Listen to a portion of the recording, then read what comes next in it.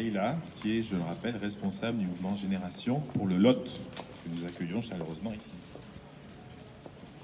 Bonjour à tous, alors je suis ravie d'être parmi vous aujourd'hui. Je remercie l'association Moissac Mérite Mieux de m'avoir invitée. Je suis coordinatrice territoriale du mouvement Génération S dans le Lot.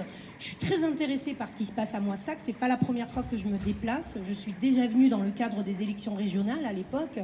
On est déjà venu combattre l'extrême droite sur ces terres, à Moissac même, à l'époque. Je fais partie du pôle au sein de Génération S, le mouvement. Je suis cadre national de Génération S. Je fais partie du bureau national et je fais également partie du pôle liberté publique et lutte contre les discriminations. Donc c'est pour ça que je suis là aujourd'hui. Cette thématique me tient à cœur, vraiment. Il me semble qu'aujourd'hui à Moissac, et comme dans d'autres villes françaises malheureusement, on a pu observer certaines choses qui se passent comme à Béziers, comme à Beaucaire. Et ces certaines choses, moi, elles me dérangent au plus profondément de ce que je suis. Elles me dérangent parce que on a pu constater que c'est un tronc commun des laboratoires, des villes gérées par l'extrême droite. On peut apercevoir que lors des élections, aux dernières élections municipales, les maires qui ont été élus de l'extrême droite, du Front National ou du Rassemblement National, pour moi c'est du pareil au même, il n'y a pas de changement. Ces gens-là ont tout de suite augmenté leurs indemnités de maire. Ils ont créé des indemnités de forfait supplémentaires. Ils ont supprimé de nombreuses subventions à des associations non compatibles avec les valeurs, quand bien même ils auraient des valeurs liées à l'idéologie de l'extrême droite, ainsi qu'en diminuant les effectifs d'agents municipaux, prétextant que les finances publiques vont mal. La belle affaire. Ces diminutions d'effectifs d'agents municipaux est compensée par la redirection des travaux de nettoyage et d'entretien vers les centres-villes, en délaissant les quartiers périphériques, notamment les quartiers populaires, où vivent de nombreuses familles dans la précarité, qui ont besoin de justice sociale, en délaissant également, en augmentant le tout sécuritaire à travers des vidéosurveillances ou des policiers municipaux armés.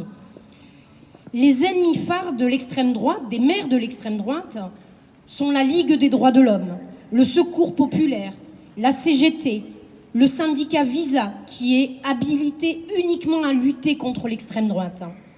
Toutes les associations dont ces maires chassent les subventions, les locaux dont les bourses du travail, notamment, souvent qui sont situés en centre-ville et qui ne sont pas entretenus par les mairies. Tout cela afin de les déloger dans des locaux excentrés et beaucoup plus onéreux, allant jusqu'à parfois couper l'électricité. On l'a vu dernièrement sur la ville de Montauban également.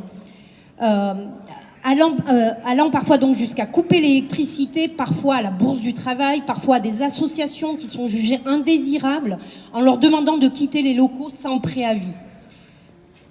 La hargne se déchaîne, la haine et la hargne se déchaînent particulièrement sur la communauté musulmane. Suppression de permis de construire de lieux de culte, fermeture administrative, chasse au kebab dans les centres-villes, en se dotant du droit de péremption. Les migrants ne sont pas les bienvenus, les réfugiés non plus d'ailleurs.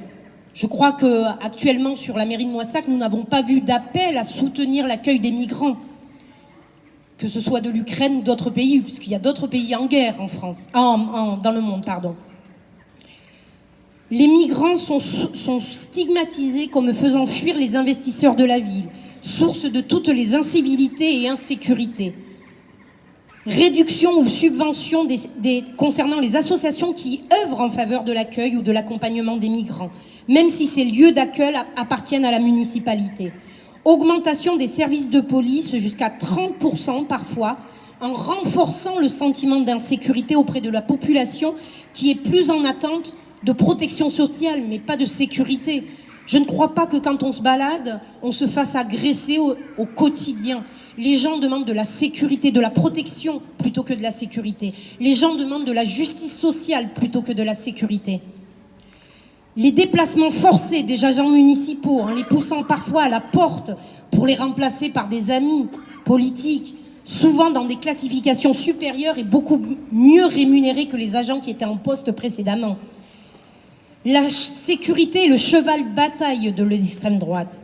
Cela va de pair avec l'augmentation, je le disais, drastique des caméras de surveillance, les rondes de nuit, des verbalisations incessantes, des populations stigmatisées. Parfois, il y a le dévoilement d'enregistrements téléphoniques non dissimulés, voire revendiqués comme bravade de l'autorité utilisée pour faire chanter, menacer, brimer des opposants, des commerçants, des associatifs qui ne sont pas dans la lignée de la mairie. L'éradication de l'opposition se fait en la muselant.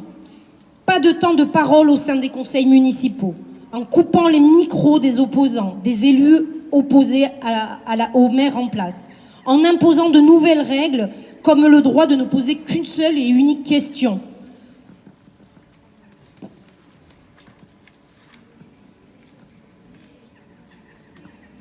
Il y a aussi ce que mettent les maires en place de l'extrême droite pour museler l'opposition, c'est de couper les micros, ça on l'a vu, on a pu le constater dans de nombreuses villes, mais aussi au préalable, la remise des documents afin de pouvoir travailler comme la démocratie l'exige en France. Les élus d'opposition sont là pour faire œuvrer la démocratie française. Ils sont muselés puisque parfois les documents qui doivent être remis à tous les élus afin de travailler pour le conseil municipal ne sont pas remis à temps, ou ils vont être remis le matin même pour le soir même, ou la veille pour le lendemain, ce qui ne permet pas aux élus de faire leur travail correctement. Il y a aussi, au sein des conseils municipaux, le débat démocratique n'est pas favorisé. On le muselle. On ne souhaite pas discuter, d'ouvrir le débat sur des thématiques, d'ouvrir le débat même avec les citoyens, pas seulement que les élus des positions, mais aussi les citoyens, leur donner le droit à la parole.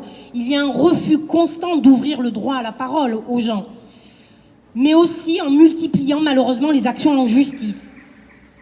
Alors voilà, c'est un constat qu'on fait de tout ce qu'on a pu repérer qui était mis en place par les maires de l'extrême droite ou par les maires du Rassemblement national.